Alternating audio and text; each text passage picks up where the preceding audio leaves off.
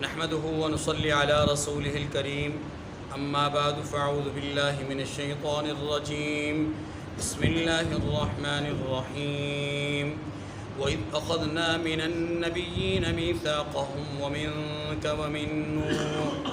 ومن نوح وإبراهيم وموسى وعيسى ابن مريم وأخذنا منهم ميثاقا غليظا ليسأل الصادقين عن صدقهم وأعد للكافرين عذابا أليما يا أيها الذين آمنوا اذكروا نعمة الله عليكم إذ جاءتكم جنود فأرسلنا عليهم ريحا وجنودا لم تروها وكان الله بما تعملون بصيرا إذ جاءوكم من فوقكم ومن أسفل منكم وإذ زاغت الأبصار وبلغت القلوب الحناجر وتظنون بالله الظنونا هنالك ابتلي المؤمنون وزلزلوا زلزالا شديدا وإذ يقول المنافقون والذين في قلوبهم مرض ما وعدنا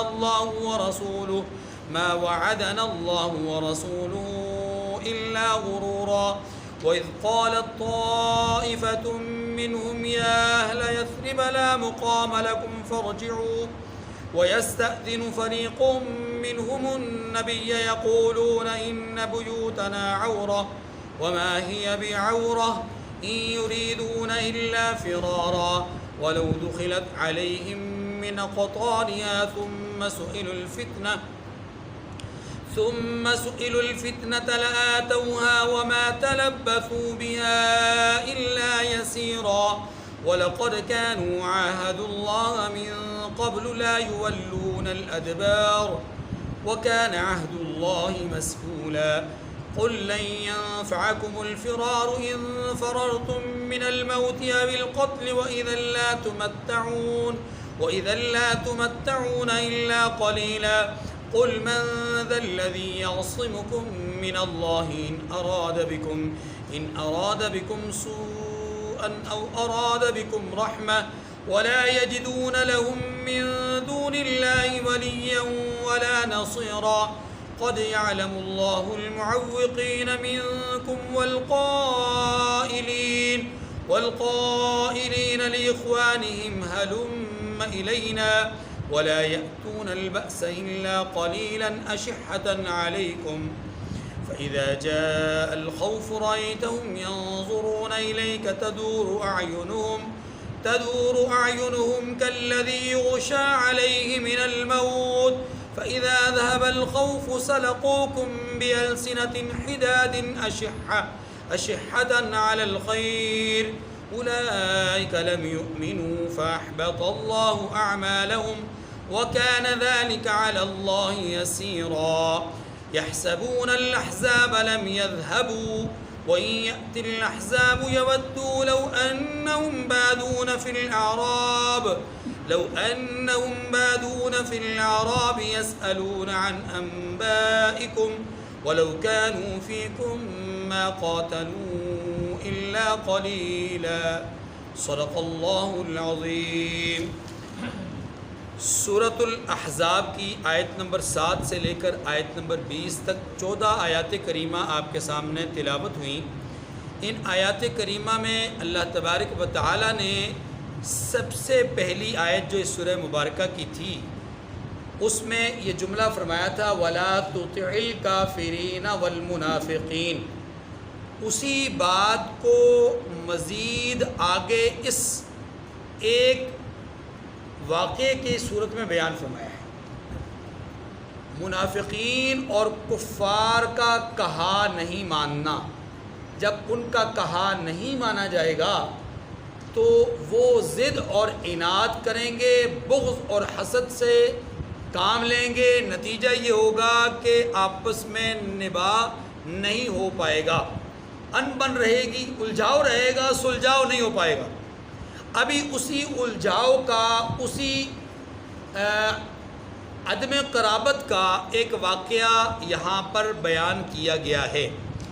یہ جو واقعہ ہے، اس واقعے کو شروع کرنے سے پہلے اللہ تعالیٰ نے میثاق نبیین کو بیان کیا۔ میثاق نبیین کو بیان کرنے کے بعد اس واقعے کو بیان کیا۔ اس واقعے کا نام غزوہ احزاب ہے، اس کو غزوہ خندق بھی کہتے ہیں۔ پہلی بات میثاق انبیاء کو بیان کیا گیا، پھر اس واقعے کو بیان کیا گیا۔ اب اس بات کو بیان کرنے کا مقصد یہاں پر کیا ہے؟ مقصد اس کو بیان کرنے کا یہ ہے کہ ایک طرف مکہ مکرمہ کے مشرکین ہیں تو دوسری طرف مدینہ منورہ کے یہود ہیں۔ یہود اہل کتاب کہلاتے تھے۔ مکہ مکرمہ کے لوگ حضرت ابراہیم کی ملت کے پیروکار کہلاتے تھے، یعنی خود دعوے دار تھے کہ ہم ملت ابراہیمی کے پیروکار ہیں۔ اللہ پاک نے اس عہد کو ذکر کر کے، عہد انبیاء کو ذکر کر کے، ان دونوں اقوام کو یہ بات باور کروائی ہے کہ اگر تم عہد انبیاء کو مد نظر رکھتے کہ تم ابراہیم علیہ السلام کی ملت کے دعوے دار ہو تو تم ان کے سب سے پہلے فالوور بنو، ان کے سب سے پہلے ایمان لانے والا بنو، لیکن تم ایمان لانے کے بجائے ان کے خلاف اٹھ گئے تو تم نے گویا عہد انبیاء کا انکار کیا۔ ادھر یہود مدینہ کو کہا جا رہا ہے، سمجھایا جا رہا ہے کہ تمہارا کام یہ تھا کہ موسیٰ علیہ السلام کی بات مانتے، تورات، زبور، انجیل میں جتنی باتیں آئی ہیں تمام اہل کتاب کو دعوت ہے کہ تم حضور صلی اللہ علیہ وسلم پر ایمان لاتے، جبکہ تمہارا اپنا دعویٰ اگلے پارے میں آئے گا انشاءاللہ کہ تمہارا اپنا دعویٰ یہ ہوتا تھا کہ اے اللہ تو اس رسول کو بھیج، ہم اس رسول پر، اس نذیر پر پہلے ایمان لانے والے ہوں گے، جب وہ رسول آ گئے تو تم ایمان لانے کے بجائے انکار کر رہے ہو۔ تو یہ دونوں اقوام کو گویا تنبیہ کر کے یہ سمجھایا گیا کہ عہد انبیاء کا تم انکار کر رہے ہو، اور انکار کیسے کر رہے ہو؟ اب ان کی جو سازش ہے، ان کا جو آپس میں عہد ہے، ان کا جو آپس میں میثاق ہے، اس کو بیان کیا گیا کہ عہد انبیاء، میثاق انبیاء کا تقاضا تو یہ تھا کہ تم رسول کو مانتے، لیکن ماننے کے بجائے تم نے کیا کیا؟ اپنی طرف سے ایک میثاق کر لیا۔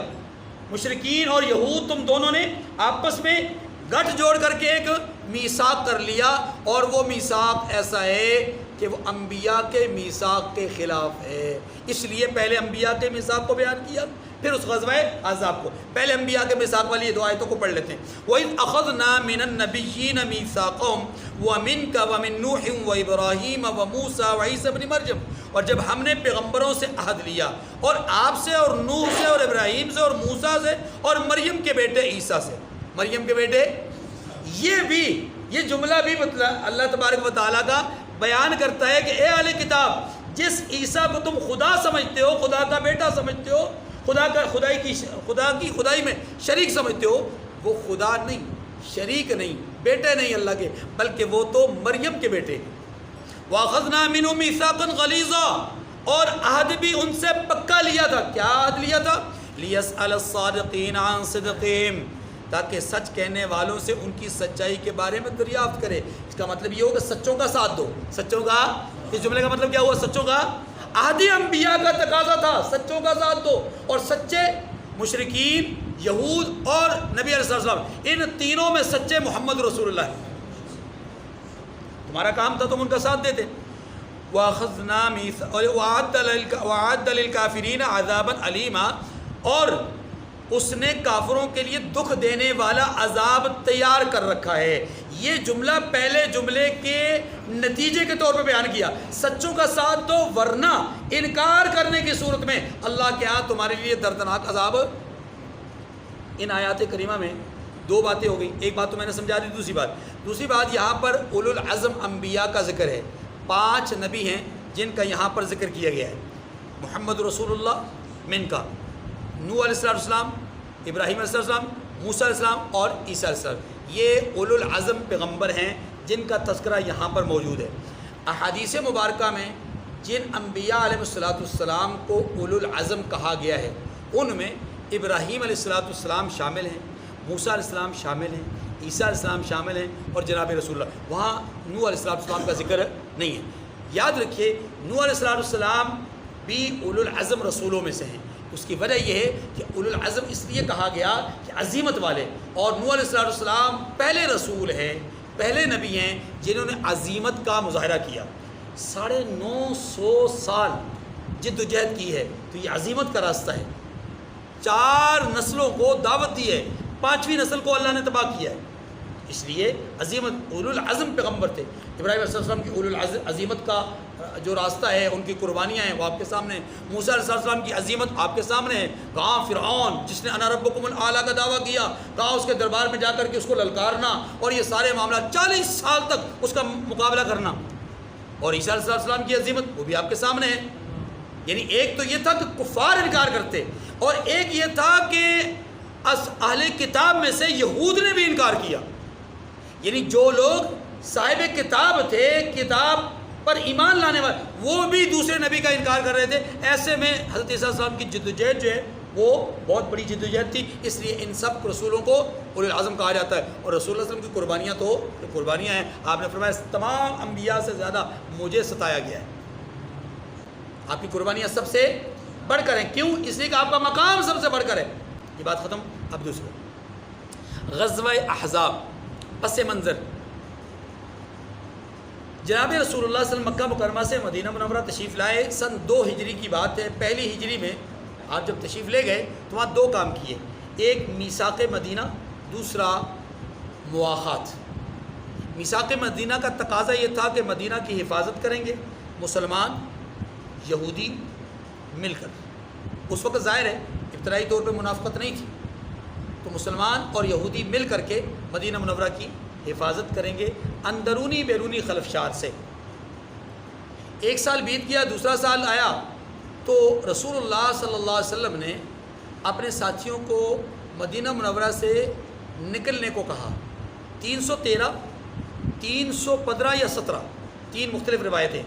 افراد رسول اللہ علیہ وسلم کے ساتھ مدینہ منورہ سے نکلے، بے سر و سامانے کے عالم میں۔ نکلنے کا مقصد، وجہ صحابہ کو معلوم نہیں، حضور کے سامنے ہے۔ ایک مقام پر پہنچ کر کے آپ علیہ السلام نے 2 اختیارات دیے، یا تو تجارتی قافلے کے ساتھ مٹ بھیڑ کی جائے اور مال غنیمت حاصل کیا جائے، یا پھر جنگی ایک دستہ لشکر آ رہا ہے اس کے ساتھ مقابلہ کیا جائے، دو بدو ہوں اور جنگ لڑی جائے، جہاد کیا جائے۔ صحابہ کرام نے جنگی دستے کے ساتھ لڑنے کو ترجیح دی۔ اس کو غزوہ بدر کہتے ہیں۔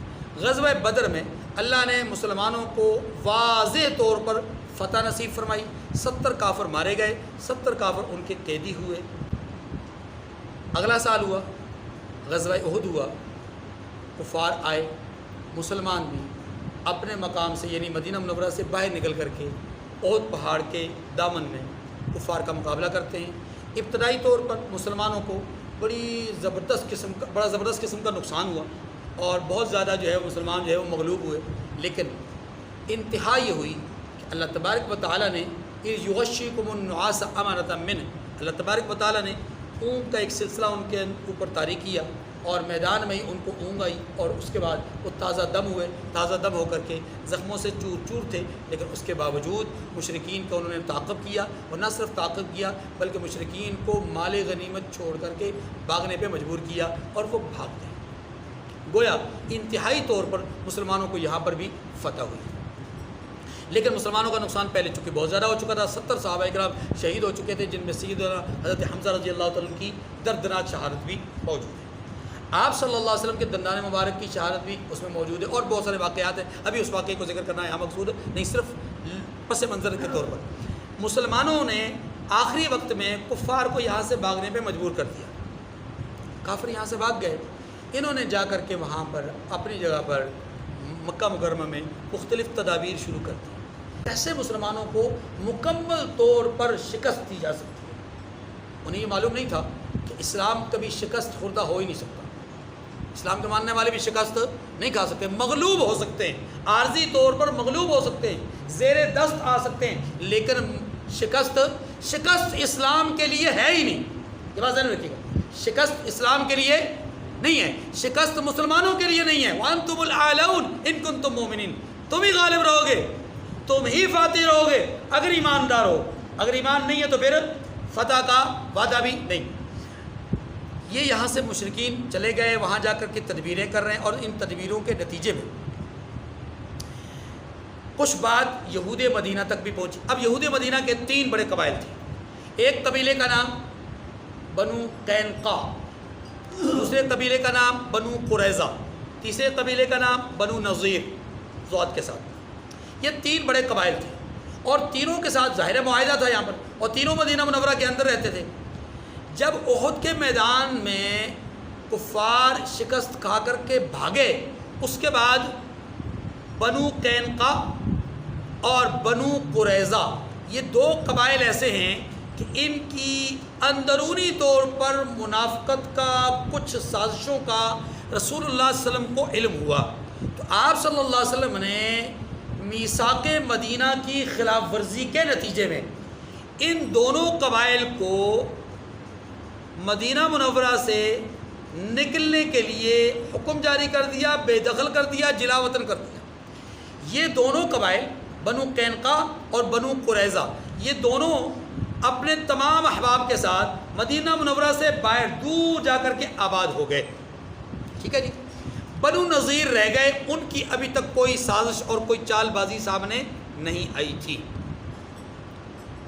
بنو قینقاع جب نکال دیے گئے، بنو قریظہ جب نکال دیے گئے، تو آپ یہ بات بھی سمجھ لیجئے کہ بنو قریظہ کے سردار کا نام تھا حیی ابن اخطب، حیی ابن اخطب، اور یہ شخص ام المؤمنین حضرت سیدہ صفیہ رضی اللہ تعالی عنہا ام المؤمنین ہے، ان کا والد ہے، اور اسی یہودی حالت میں، کفر کی حالت میں وہ مارا گیا تھا غزوہ خیبر میں۔ اچھا وہ بات یہ شخص اٹھا، اس نے تقریباً 20 کے قریب بنو قینقاع اور بنو قریظہ سے سرداروں کو لیا، مختلف خاندانوں کے سربراہوں کو لیا، اور لے کر کے مکہ مکرمہ چلا گیا۔ مکہ مکرمہ میں اس وقت کے سردار ابو سفیان رضی اللہ تعالیٰ عنہ تھے۔ اس نے جا کر وہاں پر ان سے ساز باز کی، سازش کا اظہار کیا، اور اپنے دل کی بات کی، ہم چاہتے ہیں مسلمانوں کو مغلوب کر دیا جائے، اور اس کے لیے اگر آپ کچھ معاملات کریں تو ہم مدینے کے اندر کچھ سازش کر کے مدینے کے اندر کچھ خلفشار پیدا کروا دیں۔ ظاہر ہے وہاں پر ہمارے نمائندے موجود ہیں بنو نذیر وغیرہ، اور کچھ ہمارے چاہنے والے لوگ بھی موجود ہیں جن کو منافقین کہا جاتا ہے، تو اس طریقے سے ہم مدینہ منورہ میں اندر ایک سازش کر لیں گے، آپ اگر چاہیں تو آپ باہر سے آ کر کے متحد ہو کر کے حملہ کر لیں، اور اس کے نتیجے میں ہوگا یہ کہ ہم بھی آپ کا ساتھ دیں گے، آپ بھی مختلف قبائل کو لے کر آ جائیں، تو اس طرح ہم مسلمانوں کو صفحہ ہستی سے مٹا سکتے ہیں۔ ابو سفیان نے ان کی ساری بات سن کر کے، اور بھی وہاں پر مشرکین موجود تھے، انہوں نے سوال کیا کہ تم کیا سمجھتے ہو کہ ہم حق پر ہیں یا محمد حق پہ ہے؟ ظاہر تم اہل کتاب ہو، تم بتاؤ۔ تو انہوں نے فوراً کہا کہ آپ کو ہم حق پہ سمجھتے ہیں، ہم محمد کو حق پہ نہیں سمجھتے، سمجھتے ہوتے تو ہم ان کے خلاف سازش نہ کرتے۔ انہوں نے کہا ہمیں کیسے یقین آئے گا کہ آپ یہ بات سچ کر رہے ہیں؟ اگر یہ بات سچ ہے تو آپ ایسا کیجئے کہ خانہ خدا میں، یعنی کعبۃ اللہ کے اندر جو بت رکھے ہوئے ہیں، آپ ان میں سے جو بڑے بت ہیں ان کے سامنے سر و سجود ہو جائیں، سجدہ ریز ہو جائیں، تو ہمیں یقین آ جائے گا۔ یہ تفصیل آپ 5ویں پارے میں پڑھ چکے ہیں سورۃ النساء میں۔ یہ لوگ سجدہ ریز ہو گئے، یہ لوگ سجدہ ریز ہو گئے، انہوں نے وہاں پر سجدہ کر لیا، یہ بتانے کے لیے، باور کرنے کے لیے کہ تم حق پر ہو۔ اصل مقصد کیا تھا؟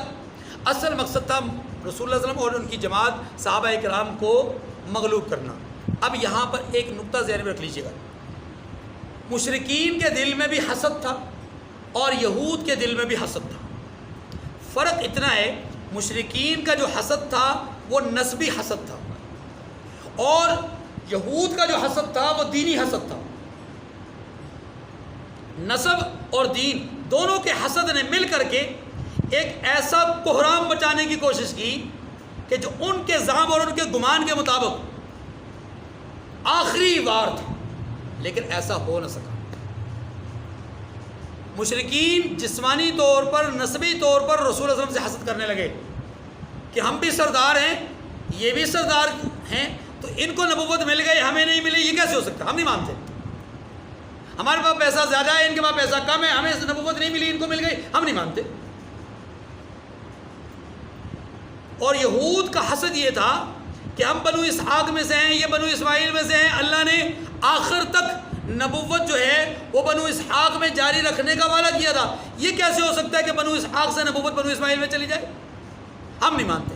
اب وہ اس وجہ سے نہیں مانتے کہ نسب میں حسد ہے، یہ اس لیے نہیں مانتے کہ دین میں حسد ہے، کہ دین ہمارا، یہ گویا دین کے دعوے دار اور جاگیردار ہم ہیں، وہ کہتے ہیں نسب کے جاگیردار ہم ہیں، تو دونوں کا حسد تھا، اور حسد کے نتیجے میں دونوں ہی انکاری تھے۔ اب آئیے اصل مدعا کی، مشرکین کے ساتھ ساز باز کے بعد یہ 20 افراد کا ٹولہ یا جماعت اٹھی یہاں سے، ان کو قائل کر کے، اور ان کو قائل کرنے کے بعد یہ آئے، اور راستے میں ایک بہت بڑا قبیلہ تھا، قبیلہ غطفان، اس کے پاس آئے، اس کے سردار سے ملے، سارا مدعا بیان کیا، مشرکین مکہ کے ساتھ کیا جانے والا معاہدہ بھی ذکر کیا، انہوں نے بھی معاہدے پر گویا کہ دستخط کر دیے کہ ہم آپ کے ساتھ ہیں۔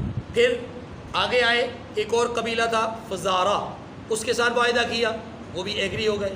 بنو کنانا کے ساتھ معاہدہ کیا، وہ بھی ایگری ہو گئے۔ اسی طریقے سے بنو مرہ کے ساتھ معاہدہ کیا، وہ بھی ایگری ہو گئے۔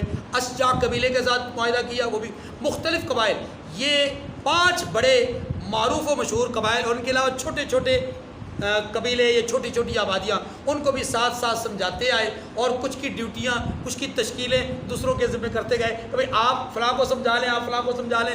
یوں ایک وقت طے ہو گیا، ایک دن طے ہو گیا، اور اس دن کے مطابق سارے قبائل، سارے لوگ اپنے اپنے گھروں سے پورے ساز و سامان کے ساتھ نکل پڑے، مکی لوگ مکہ سے، اور پھر راستے میں آتے ہوئے قبائل کو ساتھ لیتے لیتے لیتے لیتے یہ افراد 12,000 سے لے کر 30,000 تک کی روایت ہے، 12,000 سے لے کر کے 30,000 تک لوگ اکٹھے ہوئے، لشکر بہت بڑا جمع ہوا، مختلف جماعتیں، مختلف ٹولیاں اکٹھی ہوئیں، اور مقصد کیا تھا کہ ایک چھوٹا سا دستہ، چھوٹی سی جماعت، اس کو تہ کر دیں، اس کو زمین بوس کر دیں، ہزاروں کا لشکر۔ اب یہ جو مختلف جماعتیں ہیں نا، ایک جماعت کا نام حزب، ایک جماعت کو حزب کہا جاتا ہے، تو سے زیادہ جماعتوں کو احزاب کہا جاتا ہے، تو یہ چونکہ کئی جماعتیں تھیں، ان تمام جماعتوں کے مجموعے کو احزاب کہا جاتا ہے، تو اس غزوے کو غزوہ احزاب اسی لیے کہا جاتا ہے۔ اس غزوے کا دوسرا نام غزوہ خندق ہے، اس کی طرف میں ابھی آتا ہوں۔ یہ آپ کے سامنے پس منظر آ گیا، اس پس منظر کو ذہن میں رکھیے، رسول اللہ علیہ وسلم کو اطلاع ملی کہ مکہ مکرمہ سے ایک بہت بڑا لشکر ہمارے مٹانے کے جذبے کے ساتھ نکل پڑا ہے۔ آپ صلی اللہ علیہ وسلم نے اعلان عام فرما دیا کہ بھائی آ جاؤ، ہم دشمن کا مقابلہ کرنے کے لیے مدینہ منورہ سے باہر، مدینہ منورہ کے بالکل انتہا پر جائیں گے، اور دشمن سے اپنے شہر کا دفاع کریں گے۔ یہ دفاعی جنگ تھی۔ یہ کون سی جنگ تھی؟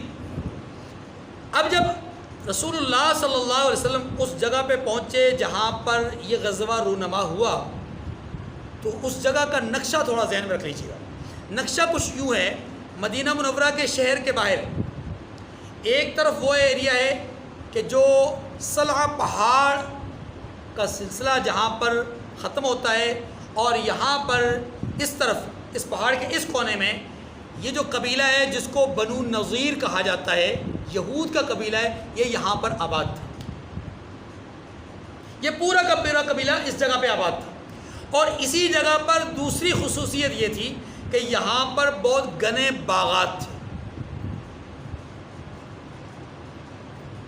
وہ جو جنت البقیع ہے نا، جنت البقیع کا پچھلا حصہ، باغات اب بھی اس کے آثار اور نشانات موجود ہیں، باغات تھے، اور بنو نذیر یہاں پر آباد تھی۔ اس جگہ سے حملہ آور ہونے کا اندیشہ کم تھا، کیونکہ بنو نذیر بھی میثاق مدینہ میں شامل تھے، تو شہر کا دفاع وہ بھی کرتے، اس طرف سے اگر حملہ ہوتا تو ظاہر ہے اس حملے کا پہلا شکار وہی ہوتے، تو اس لیے یہ امکان تھا کہ یہ لوگ دفاع کریں گے، اس طرف سے وہ حملہ بھی نہیں کریں گے۔ اور دوسری وجہ یہ بھی ہے کہ حملہ آور ہونے کے لیے مشکلات، یہاں پر دوسری مشکل یہ ہے کہ یہاں پر باغات زیادہ ہیں، اور باغات میں اس طرح لشکر کا داخل ہو کر کے حملہ آور ہونا مشکل ہے، خود ان کے لیے، آنے والوں کے لیے نقصان دہ۔ اس ایریے کو محفوظ سمجھا گیا۔ اب ایک پہاڑی سلسلہ ہے مدینہ منورہ کے گرد، آپ جانتے ہیں طویل پہاڑی سلسلہ ہے.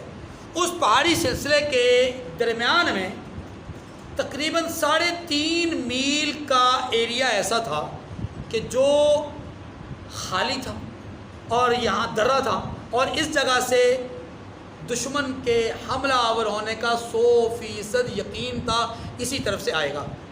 اب یہ 3.5 میل کا ایریا ہے.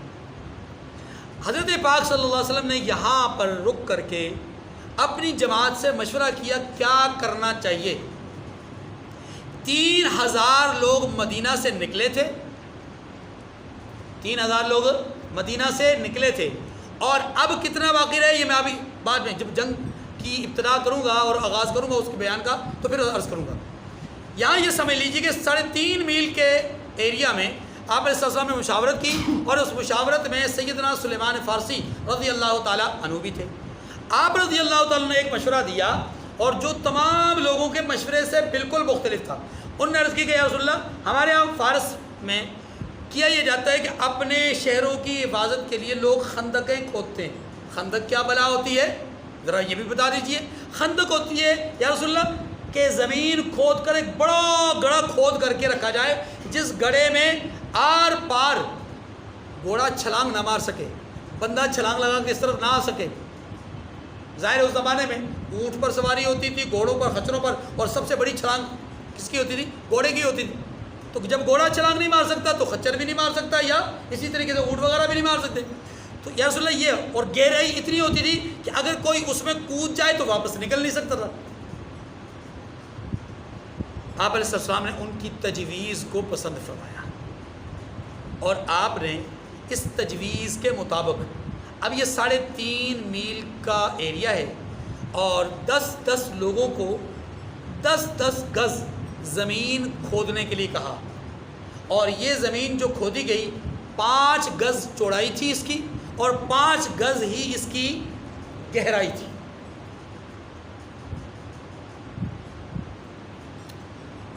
کوئی 15 فٹ چوڑائی اور 15 فٹ اس کی گہرائی.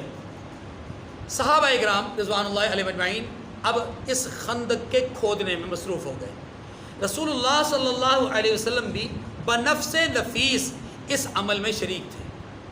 اور صحابہ اکرام رضوان اللہ علیہ اجمعین یہاں پر بیان یہ کرتے ہیں کہ آپ صلی اللہ علیہ وسلم کے جسم اطہر پر مٹی اڑ کر کے اتنی زیادہ لگ گئی کہ آپ کے بال مٹی میں چھپ گئے. ایک اور بات ذہن میں رکھیے گا، موسم. جب یہاں پر یہ غزوہ رونما ہوا انتہائی سخت سردی کا موسم تھا. نمبر 2، جو حضرات یہاں پر جنگ کے لیے آئے ان کے پاس ساز و سامان نہیں تھا، فقر و فاقہ تھا. تو جنگ کے لیے نکلے تو فقر و فاقہ بھی ہے، موسم کی سختی بھی ہے، تیز اور تند ہوائیں بھی ہیں، اور یہ جھکڑ ہر وقت مختلف اوقات میں جو ہے وہ چل رہا ہے. تکلیف ہی تکلیف ہے. صحابہ کرام اس سخت ترین موسم میں اس خندق کو یا اس جگہ کو کھود رہے ہیں اور خندقیں بنا رہے ہیں.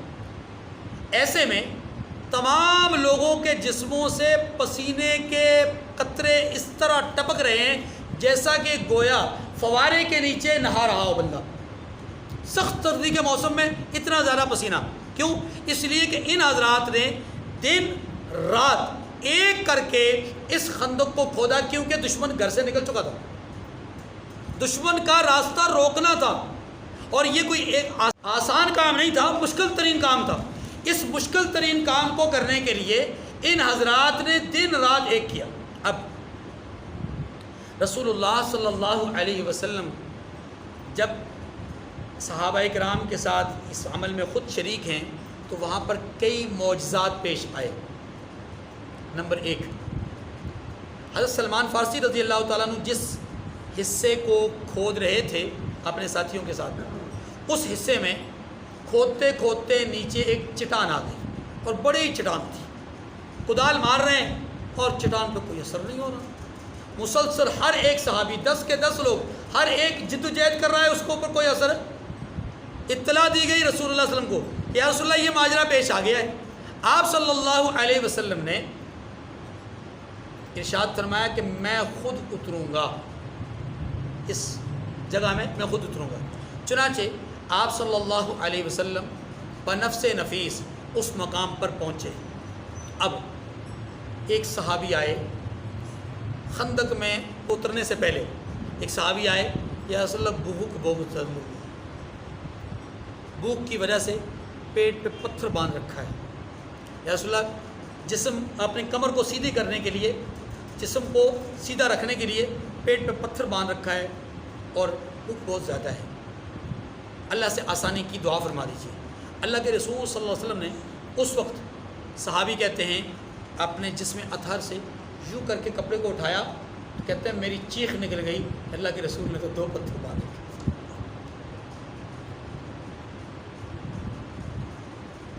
آپ نیچے اترے اور نیچے اتر کر کے آپ صلی اللہ علیہ وسلم نے کدال مانگی اور وہ کدال اس چٹان پر ماری. پہلی کدال مارنی تھی کہ چٹان کا 1/3 حصہ ریت کی صورت میں پاش پاش ہو گیا. لیکن جب آپ نے کدال لگائی تو جیسے ایک چنگاری اٹھتی ہے، شعلہ اٹھتا ہے، تو آپ کی ضرب لگانے سے ایک شعلہ اٹھا اور ایک چنگاری اٹھی اور ایک روشنی نمودار ہوئی. اور اس روشنی میں آپ صلی اللہ علیہ وسلم نے ایک منظر دیکھا اور اس منظر کو صحابہ کے سامنے بیان کیا کہ لوگوں، میں نے ملک شام کو اپنے زیر نگین دیکھا ہے، اس کی کنجیاں اپنے ہاتھ میں دیکھی ہیں. ان قریب ملک شام ہم فتح کر لیں گے. پھر آپ نے دوسری ضرب لگائی اور دوسری بار چنگاری اٹھی، روشنی بلند ہوئی اور آپ صلی اللہ علیہ وسلم نے اس وقت ارشاد فرمایا کہ اللہ کی طرف سے فارس مجھے دے دیا گیا، سپر پاور طاقت. اللہ کے رسول نے فرمایا وائٹ ہاؤس مجھے دے دیا گیا، صنعاء کا محل اور صنعاء کا پھاٹک مجھے دے دیا گیا. تیسری ضرب پہ فرمایا. اور دوسری ضرب میں کیا فرمایا؟ دوسری ضرب میں یہ ارشاد فرمایا کہ مدین کا یا مدائن کا جو سفید محل ہے وہ اللہ نے مجھے دے دیا ہے، وائٹ ہاؤس مجھے اللہ نے دے دیا ہے. اور پھر اللہ کے رسول نے تیسری ضرب لگائی تو تیسرا حصہ بھی بالکل ٹکڑے ٹکڑے ہو گیا اور چٹان بالکل ریت کی مانند بہہ گئی. اور اس دوران تیسری ضرب میں بھی ایک شعلہ اٹھا، ایک روشنی اٹھی اور آپ صلی اللہ علیہ وسلم نے اس وقت ارشاد فرمایا کہ یمن کی کنجیاں مجھے دے دی گئی ہیں، صنعاء کا پھاٹک اللہ نے میرے لیے کھول دیا ہے. اب یاد رکھیے کہ یہ تینوں علاقے اللہ کے رسول صلی اللہ علیہ وسلم کے بعد خلفائے راشدین حضرت عمر، حضرت عثمان کے دور میں فتح ہوئے ہیں. کوئی کیسے کہہ سکتا ہے کہ حضرت عمر، حضرت عثمان حضور کے بعد نعوذ باللہ مرتد ہو گئے تھے؟ جو کام اللہ نے رسول کو دیا وہ ڈائریکٹ رسول کو ملا نہیں، رسول کی جماعت صحابہ کرام کے ذریعے سے ملا. تو یہ کیسے ہو سکتا ہے کہ اللہ جو کام رسول کو دے رہے ہوں، صحابہ کے ذریعے سے دے رہے ہوں، تو وہ صحابہ نعوذ باللہ مرتد ہو؟ آپ نے ایک معجزہ یہ پیش آیا، ایک واقعہ. اب ایک معجزہ اور، حضرت جابر رضی اللہ تعالیٰ عنہ اس چٹان کے توڑنے کے بعد حضرت صلی اللہ علیہ وسلم کے پاس حاضر خدمت ہوئے کہ یا رسول اللہ، گھر میں ایک بکری کا بچہ تھا، وہ تیار کیا ہے، کچھ ساتھیوں کو لے کر کے آپ گھر میں تشریف لے آئیے، کافی وقتوں سے کھانا نہیں کھایا ہوا، آپ سیر ہو کر کے کھانا کھا لیجیے. اللہ کے رسول صلی اللہ علیہ وسلم نے منادی کروا دی، بھائی جابر نے ہماری دعوت کی ہے، سارے لوگ تیار ہو جاؤ، جابر کے گھر جائیں گے اور جا کر کے کھانا کھائیں گے. حضرت جابر کہتے ہیں میں پریشان ہو گیا، میں نے تو بیگم سے کہا تھا کہ کھانا تیار کر لیں، گھر میں جو ستو اپنا جو موجود تھے وہ 3.25 سے یعنی تقریباً 2.5 کلو کے قریب، ہاں جی، وہ جو تھے وہ پیس کر کے ان کو جو ہے وہ ان کی روٹیاں بنائی گئی. اب وہ کتنے لوگوں کے لیے ہوں گے؟ یہاں تو سینکڑوں لوگ موجود ہیں. اللہ. حضرت جابر کہتے ہیں میں پریشان ہو گیا، میں نے جا کر کے بیگم کو کہا کہ آپ نے کھانا تو تیار کر لیا، میں نے آپ کے کہنے کے مطابق رسول کو دعوت دی، رسول صلی اللہ علیہ وسلم نے سبھی لوگوں کو دعوت دے دی. بیگم نے پوچھا کہ آپ نے حضور کو بتایا تھا کہ اتنا کھانا تیار کیا؟ کہا جی بتایا تھا. اتنے ساتھیوں کو آپ لے آئیں یا چند ساتھیوں کو لے آئیں؟ کہا بس ٹھیک ہے، جب حضور کو آپ نے بتا دیا باقی معاملات اللہ کے ساتھ۔ اب سارے لوگ حضرت جابر رضی اللہ عنہ کے گھر کی طرف اس کھانے کے لیے، اور سارے لوگ سیر ہو کر کے کھانا کھا گئے، لیکن وہ ہنڈیا جو تیار کی گئی تھی ختم نہ ہوئی، وہ روٹیاں جو تیار کی گئی ختم۔ یہ بھی معجزہ تھا۔ ایک اور معجزہ، رسول اللہ صلی اللہ علیہ وسلم کے قریب سے ایک صحابی ہیں حضرت نعمان ابن بشیر رضی اللہ تعالی عنہ، ان کی ہمشیرہ کچھ کھجوریں تقریباً 2 سا کے قریب، ٹھیک ہے، وہ کچھ کھجوریں لے کر کے ایسے آپ علیہ السلام کے قریب سے جانا چاہ رہی تھی اور گزر رہی تھی، اور خیال یہ تھا کہ اپنے بھائی نعمان کو اور ماموں کو اور جو ہمارے قریب ترین رشتہ دار ہیں ان کو یہ کھجوریں پیش کی جائیں۔ اس وقت چونکہ فقر و فاقہ وقت ہے تو کچھ ان میں طاقت پیدا ہوگی۔ آپ صلی اللہ علیہ وسلم نے ان کو روک لیا، اے اخت نعمان رک جائیے، آپ کے پاس جو کھجوریں ہیں ہمیں دیتے جائیے۔ بس اب ظاہر ہمت تو نہیں ہوئی، ہمت تو ہو نہیں سکتی کہ رسول کہیں اور یہ کہیں کہ نہیں یا رسول اللہ میں تو اپنے بھائی کے لیے لائی۔ خاموشی سے لا کر کے کھجوریں آپ کے سپرد کر دی۔ آپ نے فرمایا یہاں کپڑا بچھا دو، کپڑا بچھا دیا گیا اور چادر بچھا دی گئی، اور پھر آپ نے ان کھجوروں کو اس پر بکھیر دیا۔ فرمایا آؤ بھائی آتے جاؤ کھاتے جاؤ سیر ہوتے جاؤ۔ صحابہ آتے گئے کھاتے گئے سیر ہوتے گئے، لیکن اس کپڑے سے کھجوریں ختم نہیں۔ رسول اللہ صلی اللہ علیہ وسلم نے جب کھدائی خندق کی مکمل ہو گئی تو آپ نے جنگ کی ترتیب کچھ یوں بنائی کہ پہلی بات تو یہ سمجھیے یہاں پر کہ مدینہ منورہ شہر میں پیچھے حضرت عبداللہ ابن ام مکتوم رضی اللہ تعالی عنہ کو اپنی نیابت کے طور پر حضور نے مقرر فرمایا، اور یہ آپ علیہ السلام کی عام سنت یہی تھی، جب بھی آپ شہر سے باہر جاتے کسی بھی مارکے کے لیے کسی بھی سفر کے لیے آپ پیچھے کسی نہ کسی کو ذمہ دار بناتے تھے، اور یہ سنت عمل ہے۔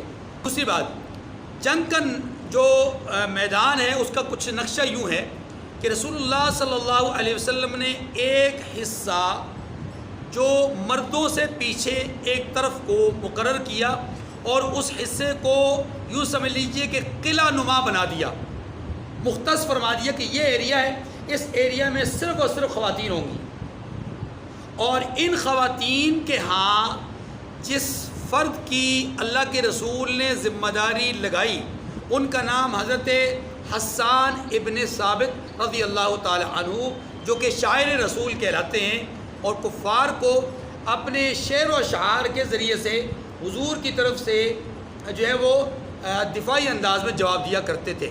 آپ صلی اللہ علیہ وسلم نے یہ جو پورا کا پورا ایریا ہے 3.5 میل کا ایریا جس میں کھدائی کی گئی، اس پورے ایریا میں مختلف جگہوں پر صحابہ کرام کو مقرر فرما دیا۔ ان میں سے ایک جگہ ایسی تھی کہ جس کی چوڑائی نسبتاً 5 گز سے کم تھی، یعنی چوڑائی کچھ کم تھی۔ اس کے بعد کفار کی آمد ہوئی، اور کفار جب یہاں پہنچے ابو سفیان کی رضی اللہ تعالیٰ عنہ، اس وقت تو صحابی نہیں تھے لیکن اب صحابی ہیں، ان کی قیادت میں پہنچے تو آگے دیکھا عجیب و غریب قسم کا منظر، زمین کھودی ہوئی ہے، بڑے بڑے گڑھے ہیں، اور ابو سفیان کی زبان سے یہ جملے نکلے جن کا مفہوم ہے کہ یہ ان ھذہ لمقیدۃ، یہ ایسی تدبیر ہے کہ جو عربوں کی تدبیر نہیں ہو سکتی۔ جو محتاط سیر نگار ہیں انہوں نے لکھا ہے کہ ابو سفیان جو لشکر لے کر آئے تھے یہاں پر، ان کی تعداد اتنی تھی کہ جو مدینہ منورہ کے اندر مرد، عورتیں، بوڑھے، بچے سب ملا کر بھی اتنی تعداد کو نہیں پہنچتے تھے جتنی تعداد میں وہ لشکر لے کر آئے تھے۔ اسی لیے ان لشکروں کی وجہ سے اس جنگ کا نام جنگ احزاب ہے، غزوہ احزاب ہے۔ ارادہ اور عزائم یہ تھے کہ ہم مدینہ منورہ کے رہنے والے جتنے مسلمان ہیں سب کو تہ تیغ کر دیں گے۔ ایک اور بات، باغات کی طرف بنو قریظہ آباد تھے جس کا تذکرہ پہلے ہو چکا، بنو قریظہ اس وقت تک رسول اللہ صلی اللہ علیہ وسلم کے ساتھ معاہدے میں شریک تھے. جب جنگ کا آغاز ہونے جا رہا ہے اس وقت تک شریک ہے. جنگ کی صورتحال کچھ یوں ہے کہ وقتاً فوقتاً دونوں اطراف سے تیر اندازی کا معاملہ تو ہوتا رہا لیکن دو بدو لڑائی نہ ہو سکی. اور اس کی بڑی اہم وجہ جو ہمارے سامنے آ چکی کہ خندق کا درمیان میں ایسا باڑ اور ایسی آڑ تھی کہ جس میں آمنا سامنا نہیں ہو سکا. ایک مقام وہ نسبتاً 5 گز سے تھوڑا سا چوڑائی میں کم تھا. اس مقام سے چند لوگ جو کہ اس پورے قافلے کے سب سے بہادر لوگ کہلاتے تھے، عمر ابن عبد ود، نوفل بن عبداللہ، اکرمہ بن ابو جہل، زرار بن خطاب، عمر بن خطاب کے بھائی، یہ اس لشکر کے بہادر ترین لوگ کہلاتے تھے. سب نے مل کر کے یک بارگی حملہ کرنے کے لیے اس مختصر جگہ سے چھلانگیں لگانے کی کوشش کی یا اتر کر آنے کی کوشش کی. ان میں سے عمر ابن عبد ود اور نوفل بن عبداللہ یہ تو آ گئے اس بار. اور جب یہ اس بار آئے تو حضرت علی المرتضیٰ رضی اللہ تعالی عنہ کو رسول اللہ صلی اللہ علیہ وسلم نے اجازت طلب کرنے پر اجازت مرحمت فرمائی کہ جاؤ جا کر کے ان کا کام تمام کر دو. تشریف لائے اور آ کر کے عمر ابن عبد ود کو پہلے جہنم واصل کیا اور پھر نوفل بن عبداللہ کو ضرب لگائی. لیکن اس کے ضرب لگ تو گئی لیکن اس نے اپنے آپ کو بھگانے کے لیے واپس کہ وہ پلٹا اور وہ گڑھے میں گر گیا. حضرت علی المرتضیٰ رضی اللہ عنہ نے وہیں پر نیزے کے ذریعے سے اس کی جان کو نکال دیا اور اس کی لاش کو بھی اٹھا کر کے اپنی طرف لے آئے. اس بات کو ذہن میں رکھیے گا. دوسری طرف جہاں خواتین تھیں اس طرف سے ایک شخص جو کہ بنو قریظہ سے تعلق تھا، اس کا اس طرف کا تھا، اس طرف کا نہیں، اس طرف کا تھا، یہ آیا اور چکر لگا رہا تھا، خواتین کی سائڈ پہ چکر لگا رہا تھا. حضرت پاک صلی اللہ علیہ وسلم کی پھوپھی ہیں حضرت صفیہ رضی اللہ تعالی عنہا. انہوں نے حضرت حسان ابن ثابت سے قریب جا کر کے کہا کہ حسان، ایک شخص ہے چکر لگا رہا ہے، آپ ذرا اس کا معاملہ تو دیکھیے. حضرت حسان نے دیکھا تو ان کو کوئی خاص شک و شبہ نہ ہوا. حضرت صفیہ نے فرمایا کہ حسان، مجھے ایسے لگتا ہے کہ یہ کوئی ریکی کر رہا ہے، جاسوسی کر رہا ہے، یا یہ ہم پر حملہ آور ہونا چاہ رہا ہے. حضرت حسان رضی اللہ تعالیٰ عنہ کے دل میں ذہن میں پتہ نہیں کیا حکمت تھی کہ وہ آگے نہ بڑھے. تو حضرت صفیہ رضی اللہ تعالیٰ عنہ نے جرت اور بہادری کا مظاہرہ کرتے ہوئے ایک خیمے سے ایک ڈنڈا اور ایک بانس جو ہے وہ نکالا اور نکال کر کے اس کو لے کر کے سیدھا اسی یہودی کی طرف گئی اور جا کر اس کے سر پہ دے مارا اور وہ وہیں پر موقع پہ مر گیا. رحمت دو عالم صلی اللہ علیہ وسلم مشرکین کے ساتھ آپ کا لشکر وقتاً فوقتاً تیر اندازی کا معاملہ ہو رہا ہے. کفار کی طرف سے قتل ہونے والے لوگوں کی تعداد مجموعی طور پر 10 تھی، جن میں سے 2 یہاں مارے گئے، تیسرے یہودی جو کہ حضرت صفیہ کے ہاتھوں سے قتل ہوئے، اور 7 لوگ تیروں کے ذریعے سے مارے گئے. مسلمانوں کی طرف سے 6 لوگ شہید ہوئے، ان میں سے ایک زخمی تھے اس وقت، ان کا نام تھا سعد بن معاذ رضی اللہ تعالی عنہ. حضرت سعد بن معاذ رضی اللہ تعالی عنہ جب زخمی ہوئے اور ان کی شہرت پہ تیر لگا تھا، بڑی خطرناک جگہ میں، لیکن ابھی جان باقی تھی تو ہاتھ اٹھائے پروردگار کی جناب میں، اے اللہ اگر قریش کے ساتھ جنگ باقی ہے تو اے اللہ مجھے زندگی دینا، میں آخری دم تک ان سے لڑنا چاہتا ہوں، اور اے اللہ اگر قریش کے ساتھ تیرے فیصلے کے مطابق جنگ ختم ہو گئی ہے تو پھر مجھے اسی زخم سے شہید کر دینا، مرتبہ شہادت پہ فائز کر دینا۔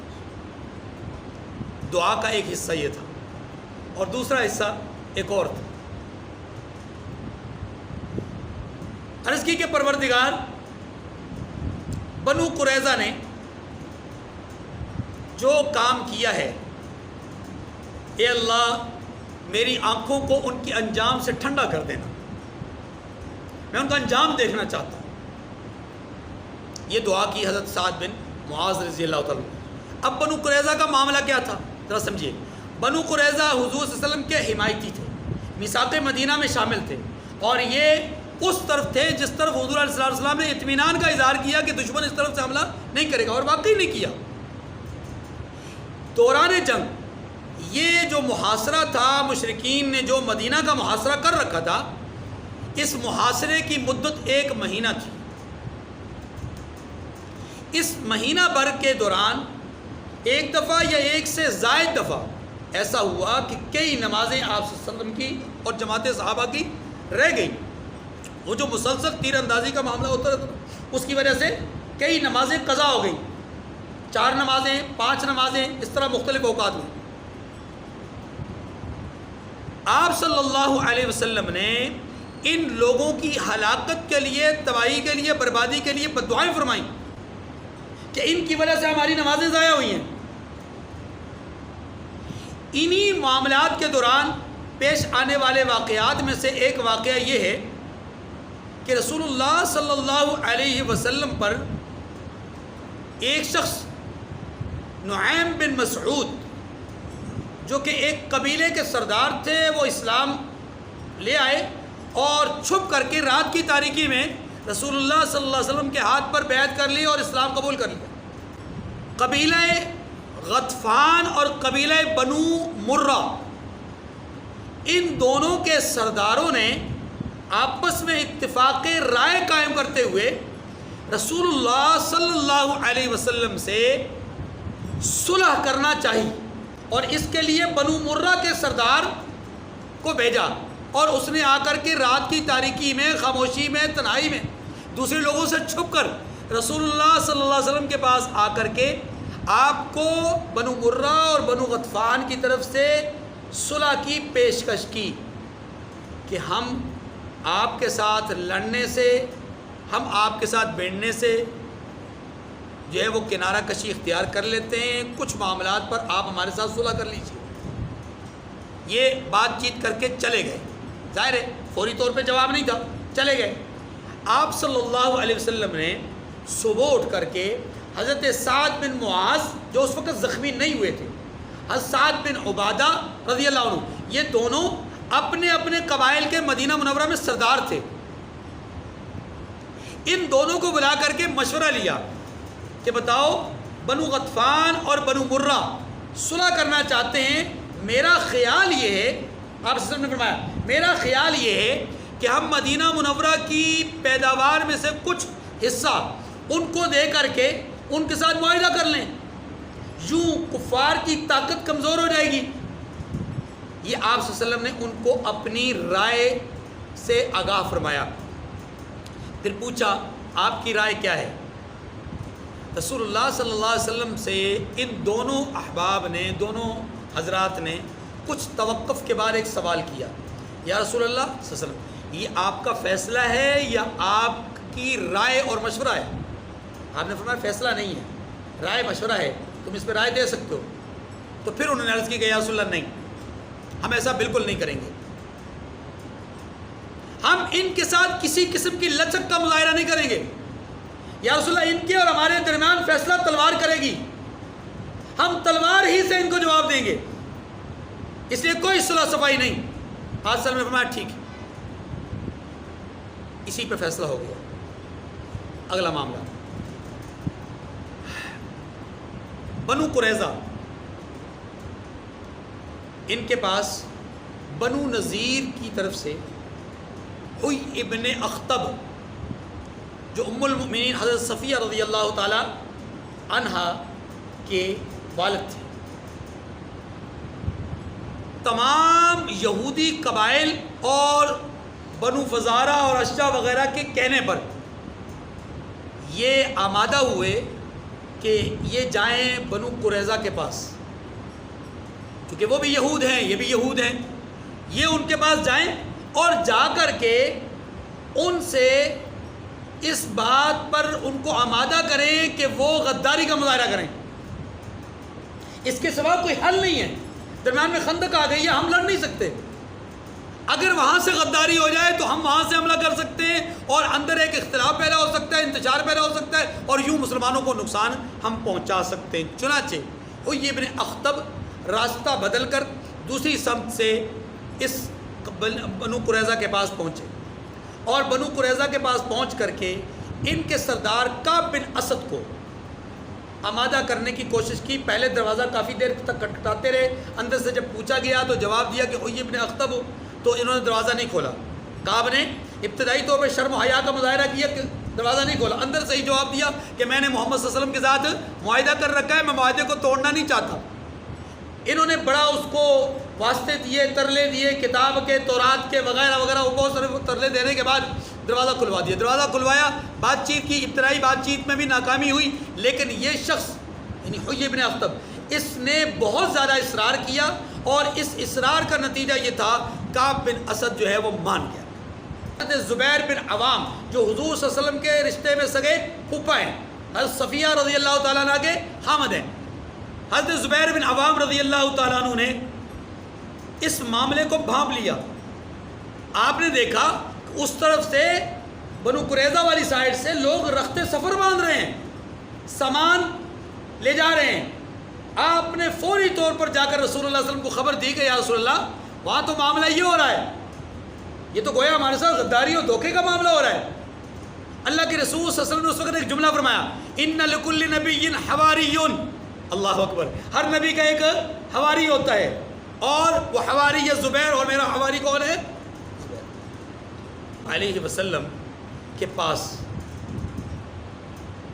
اللہ اکبر کبیرہ جب وہ بنو مرہ کی طرف سے لوگ دوبارہ آئے کہ جناب آپ نے کیا سوچا صلح کے حوالے سے، اللہ کے رسول صلی اللہ علیہ وسلم نے دو ٹوک الفاظ میں کہا کہ ہم کسی قسم کی صلح نہیں کریں گے،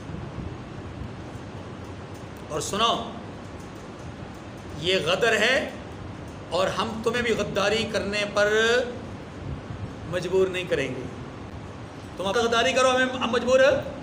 اللہ اکبر، ایک طرف حضور کے ساتھ لوگ غداری کر رہے ہیں، ایک طرف یہ لوگ ہیں جنہوں نے معاہدہ کیا ہوا ہے اور غداری کر رہے ہیں، اور ایک طرف وہ ہیں کہ جو اس طرف سے غداری کر کے آ رہے ہیں، اللہ کے رسول سے فرما رہے ہیں غداری مت کرنا، یہ غداری کر کے جا رہے ہیں، ان کو غداری کرنے پہ وہ مجبور کر رہے ہیں، مجبور کر کے غداری کروائی، اور یہ لوگ وہ ہیں کہ جنہوں نے خود غداری کرنا چاہی تو اللہ کے رسول نے غداری کرنے نہیں دی۔